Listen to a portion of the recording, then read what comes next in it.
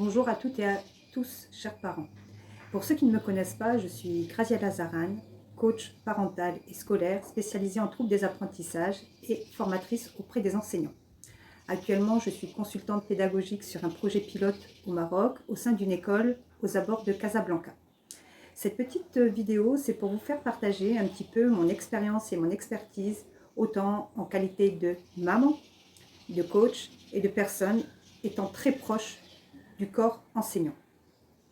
Lors de ce confinement, j'ai pu constater, lorsque j'appelais certains parents ou lorsque j'étais en communication avec certaines personnes, beaucoup de débordements dans la gestion journalière, puisqu'il faut être dans sa casquette d'employé, sa casquette de parent, et endosser un petit peu la casquette de l'enseignant en cette période très délicate de confinement.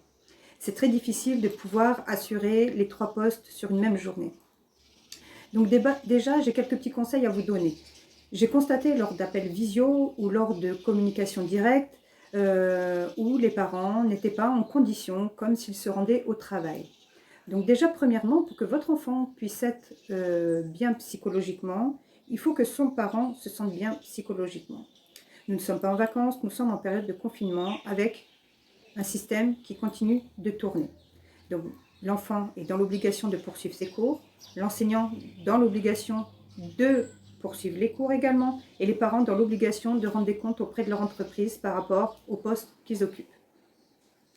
Donc déjà, la première chose, c'est de garder un rythme de vie. Se faire un petit planning avec l'heure du lever, l'heure du petit déjeuner, l'heure où on se lave, on s'habille et l'heure où on démarre son travail. Au même titre que lorsque vous sortez dans votre entreprise ou lorsque vous emmenez vos enfants à l'école. Pourquoi? Il est très important pour que votre enfant soit en posture de travail, que lui-même soit apprêté. Il est très important que vous-même, pour être dans une posture de travail, vous soyez également apprêté. C'est ce qui va constituer votre psychique tout au long de la journée. Si vous restez dans une condition de maison, dans ce cas-là, vous aurez une attitude de maison. Beaucoup moins motivé à faire votre travail, beaucoup moins motivé à motiver vos enfants, et vous allez vous perdre dans les tâches et dans le temps. Donc, premier point, très très important, d'avoir un rythme de vie soutenu et de s'apprêter comme si vous alliez au travail et d'apprêter vos enfants comme s'ils vont à l'école. Donc après, il est très difficile de pouvoir s'organiser entre le travail et la scolarité. Tout d'abord, vous n'êtes pas là pour remplacer l'enseignant. Vous êtes là pour vous assurer que vos enfants ont bien fait leur travail. Ça également, ça rentre dans des règles de vie à la maison. Je me suis levée, j'ai déjeuné, je suis apprêtée, je dois aller sur mon poste de travail. Les enfants doivent pouvoir continuer leur poursuite scolaire dans leur chambre et les parents pouvoir avoir un endroit sur lequel il peut être tranquille pour travailler et rendre des comptes à ses collaborateurs ou à sa direction, bien évidemment. De là viendra par la suite le moment où les parents doivent lâcher leur travail pour préparer le repas. Donc là, c'est une organisation qui doit être faite avec vos collaborateurs et l'entreprise avec laquelle vous travaillez. Et vous devez impérativement vous donner un temps pour vérifier le travail de votre enfant et lui demander s'il a besoin d'aide sur certains supports. Donc quand je dis que ce n'est pas aux parents de faire l'école à la maison, vous payez des écoles pour la plupart et l'école se doit de vous donner les supports nécessaires pour que votre enfant puisse être autonome.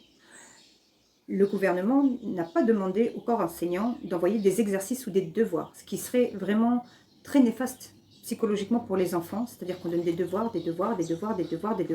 Au bout d'un moment, ça arrive ici, c'est comme si nous on nous disait tu fais, mais en contrepartie, on n'a pas les ingrédients pour pouvoir faire. L'enfant, c'est pareil. L'enseignant se doit déjà de lui donner les leçons. Les leçons, ce n'est pas un bout de papier, ce sont des vidéos, ce sont des échanges en interaction avec ses élèves pour pouvoir justement garder le contact. Nous ne savons pas, ni vous, ni moi, ni les enseignants, combien de temps vont durer ce confinement. Donc je sais que cette période est assez délicate pour vous tous. Et je sais que c'est une période également qui est temporaire. Maintenant, mettons-nous à la place de l'enseignant. L'enseignant n'était pas préparé lui-même à sacrifier ses vacances, n'était pas préparé lui-même à faire l'école à la maison, puisque un enseignant qui est dans le présentiel n'est pas du tout dans la même posture qu'un enseignant qui est derrière une caméra. Donc, certains ne supportent pas leur voix, ne supportent pas leur image, ne savent pas comment faire sans avoir un public devant eux. Voilà, chers parents, j'espère que cette petite vidéo vous aidera un petit peu. Je vous souhaite très bon courage et j'espère pouvoir vous en faire d'autres. Au revoir, bonne journée à tous.